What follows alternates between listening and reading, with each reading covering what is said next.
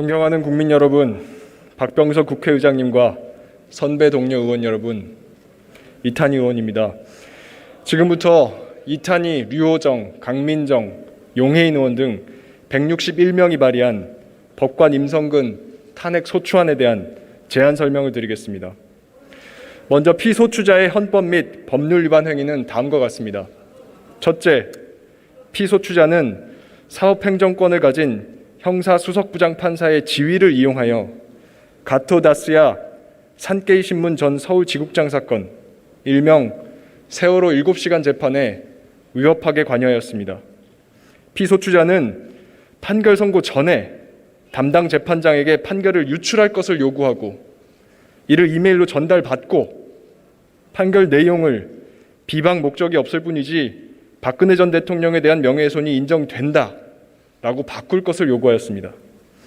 나아가 피소추자는 담당 재판장에게 재판 도중에 법정에서 세월호 7시간 기사의 허위성을 선언하라고 부당하게 요구하고 선고 기일에 박근혜 정부의 선처 내용을 고지하고 피고인을 질책하도록 부당하게 지시하여 재판 절차 진행에 개입했습니다.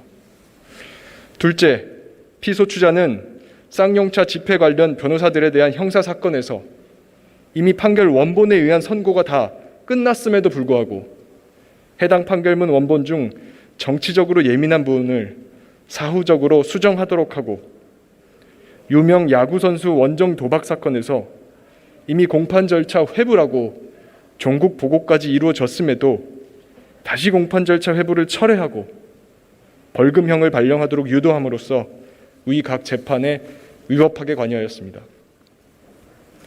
이것은 2020년 2월 14일 선고된 피소추자에 대한 1심 법원 판결을 통해 이미 인정된 사실관계이고 피소추자도 대부분 다투지 않고 있는 내용입니다. 해당 판결문에 법관의 독립을 침해한 헌법 위반 행위라고 6차례나 명기된 내용입니다. 형사재판으로는 해결이 될 수 없으니 헌법재판이 필요하다는 사실상의 요청입니다. 피소추자의 행위는 대법원 규칙인 전국법관대표회의 규칙 제6조 제1항에 따라 전국법관대표회의가 2018년 11월 19일 중대한 헌법 위반 행위로서 국회의 탄핵소추 대상이라고 선언한 재판 개입 행위이기도 합니다. 피소추자는 헌법상 적법 절차 원칙, 재판의 독립 원칙, 그리고 판결 선고 후에는 판결문을 수정할 수 없다는 형사소송법 제38조 등 다수의 헌법과 법률을 위반하였습니다. 존경하는 국민 여러분, 선배 동료 의원 여러분, 우리 대한민국 헌법이 법원에 부여한 사명은 사실 딱 한 가지입니다. 독립되고 공정한 재판을 하라는 것입니다.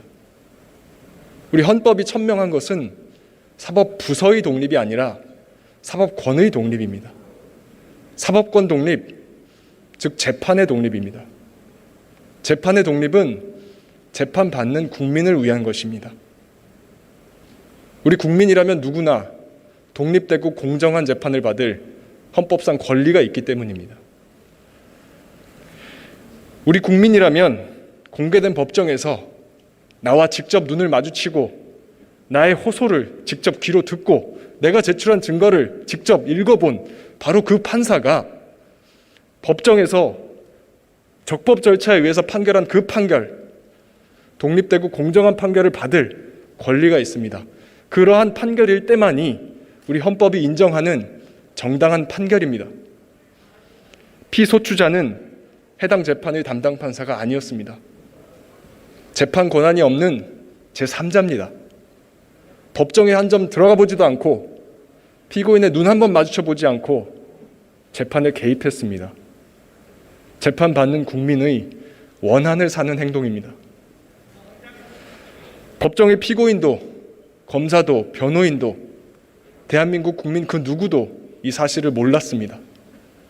피소추자가 몰래 했기 때문입니다. 용납되지 않는 행위이기 때문에 몰래 한 것입니다. 더군다나 박근혜 전 대통령의 심기경호와 같은 정치적인 목적으로 남이 받고 있는 재판에 함부로 개입하는 일은 더더욱 용납되지 않습니다. 피소추자는 명백하게 재판의 독립을 훼손했습니다. 이러한 훼손 행위를 단죄하는 것이 재판 독립을 수호하는 일이고 독립된 재판을 받을 우리 국민의 권리를 보호하는 일입니다. 헌법을 위반한 공직자는 헌법 재판을 받아야 합니다. 판사라고 해도 예외가 아닙니다. 법치주의 사회에서는 만인은 법 앞에 평등해야 하기 때문입니다. 그러면 누가 헌법을 위반한 판사를 헌법 재판에 회부할 수 있습니까? 우리 대한민국 헌법은 그러한 권한과 의무를 바로 국민의 대표기관인 국회에 부여하였습니다. 이것이 바로 우리가 오늘 진행하는 탄핵소추 절차입니다. 이번 탄핵소추의 핵심은 피소추자를 단죄하는 것을 넘어서 헌법 위반 행위, 그 행위 자체를 단죄하는 데 있습니다. 단죄되지 않은 행위는 반드시 반복됩니다. 우리 국회는 지난 2009년 11월 6일 신영철 전 대법관의 재판 개입 행위로 인해 발의된 탄핵소추안을 가결시키지 못한 아픈 역사를 가지고 있습니다. 그러자 그로부터 2년 뒤 양승태 전 대법원장이 취임하여 사법농단이 시작됐습니다. 우리 국회의 직무 유기가 사법농단의 일조한 격입니다. 선배 동료 여러분, 판사는 신입니까?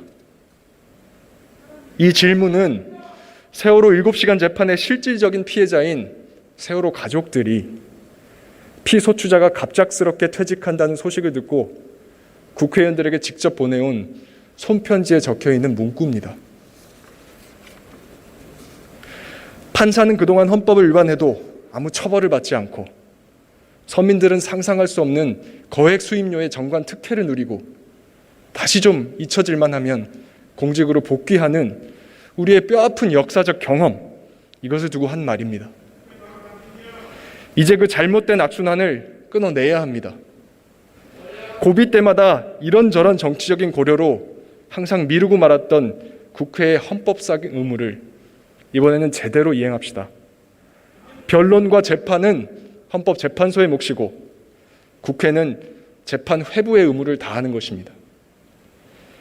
이번 탄핵소추의 진정한 실익은 정쟁으로 시끄러워 보이는 이 와중에도 대한민국의 헌정 질서가 애초 설계된 대로 제대로 작동하고 있다는 것을 국민과 국회가 함께 확인하는 데에 있습니다.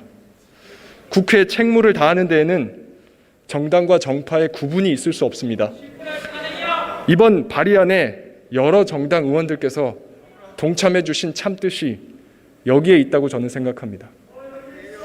그렇다면 오늘 하루만큼은 자신의 책무를 묵묵히 다하는 품위 있는 국회의 모습을 국민들께서 보실 수 있도록 정당을 넘어서 압도적인 다수의 의원들의 찬성으로 이 안건을 가결해 주실 것을 간곡히 호소드립니다.